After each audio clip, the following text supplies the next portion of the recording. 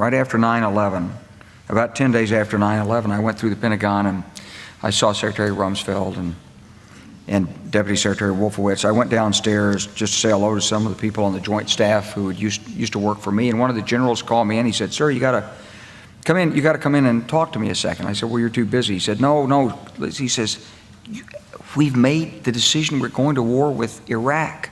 This was on or about the 20th of September. I said, "We're going to war with Iraq. Why?" He said, "I don't know."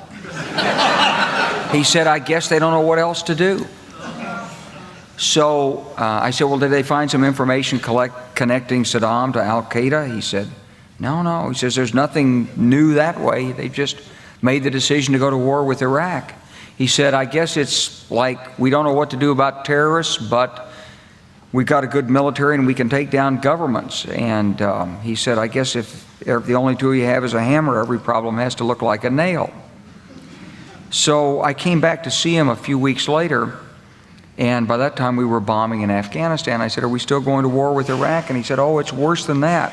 He said, he reached over on his desk, he picked up a piece of paper, and he said, I just got this down from upstairs," meaning the Secretary of Defense's office today, and he said, "This is a memo that describes how we're going to take out 7 countries in 5 years, starting with Iraq and then Syria, Lebanon, Libya, Somalia, Sudan, and finishing off Iran."